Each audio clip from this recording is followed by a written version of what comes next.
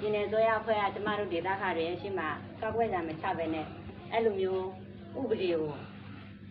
ပေါကျော်ပြီးတော့ယူထားလို့ရတာပေါ့မင်းဖြစ်နေဒုတိယတစ်ချက်ကတော့မြေလွတ်မြေလက်မြေရိုင်းများကိုတဲ့ပြည်တော်စုဆိုရခွင့်ပြုချက်မရပဲနဲ့ငါးရကြီးပေါင်းနှံကြီးပေကန်ကြီးငါးချက်တာကြီးတခြားအမိကြီးလွယ်ပြောက်ကြီးသဖွန်ခွဲစိတ်ခြင်းမပြုရအောင်လုပ်ပါရှိပါတယ်အခုပြည်နယ်ဆိုရအဖွဲ့ကကျမတို့ရဲ့ညီက150ကိုကုမ္ပဏီတွေကြတော့အခကျင်းငွေယူပြီး10နှစ်အငှားစာချုပ်နဲ့ငှားချပေးတာဥပဒေကိုကျူးကျော်ရမရောက်ဘူးလားလို့မေးကြည့်ပါတယ်တတိယချက်အနေနဲ့2014ကတည်းကလှုပ်လာခဲ့တဲ့ဒေသခံတွေကိုကုမ္ပဏီရဲ့နေရာကျူးကျော်တယ်ဆိုပြီးတော့တရားစွဲခါရတယ်အခုလက်ရှိအခြေအနေပါ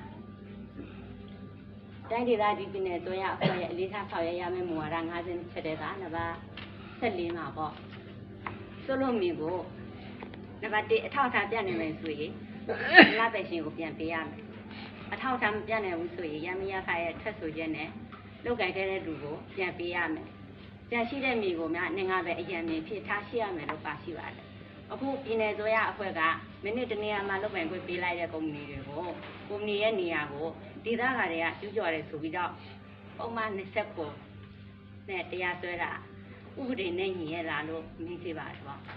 အခုကျမတို့ဒီလိုမျိုးသတိစာရှင်းလင်းပွဲလုပ်ရတာအဖေထက်တာတလကြီးတဲ့သကပိုတိုင်းပေါ့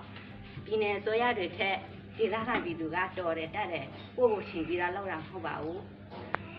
နိုင်ငံတော်အကြီးအကဲတွေကဒေသခံပြည်သူတွေအတွက်ချမှတ်ထားတဲ့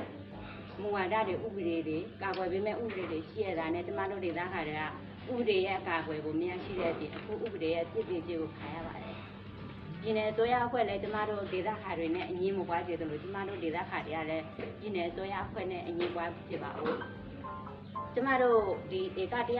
ဟာဝန်2014ကနေအခု2019ထိကျော်လာခဲ့တဲ့အခြေကိုပြန်စဉ်းစားမယ်ဆိုရင်ရေမောရတဲ့နေ့တွေစိတ်ပြီးပန်းခဲ့ရတဲ့နေ့တွေပူပေပန်းခဲ့ရတဲ့နေ့တွေရှိပါတယ်။ဘာဖြစ်လဲဆိုတော့အဲ့ဒီအခြေတွေကိုကျော်ပြလိုက်တာတရားစွဲဆိုရတဲ့နေ့တွေလည်းရေးဆိုင်ခဲ့ရပါတယ်။တရားစွဲဆိုတဲ့ကလေးကသွားကြည့်လာကြည့်စားကြည့်ရှင်းနေကြတော့ပါတော့အကုန်လုံးကိုပဲရနေပဲကိုယ်ခံရတာတော့ဒီနေ့လည်းဒီအစိုးရလက်ထက်မှာလည်းကျမတို့တရားစွဲခါရတဲ့ဖြစ်နေကြလာပြီဆိုတော့ကျမတို့မခံစားနိုင်ဘူးပေါ့ဒီသူတွေကဘာဖြစ်လို့ကုမ္ပဏီရဲ့နေရာကိုကျူးကျော်တယ်လို့ပြောရတာလဲအဲ့လိုမျိုးကျူးကျော်တယ်လို့ပြောလို့ရှိရင်ကျမတို့ကြားရတာစိတ်မသိမသာဖြစ်ပြီးနိုင်ငံတော်သမ္မတကြီးနဲ့သမ္မတကြီးဦးသိန်းစိန်နဲ့အမြင့်စုလို့လည်းကျမတို့နိုင်ငံတော်သမ္မတကြီးဦးဝင်းမြင့်နဲ့အမြင့်စုလို့လည်းကျမတို့ဒေသခံတွေကိုတစ်ဖက်တစ်လားနဲ့ဝင်ပို့ပြီးတော့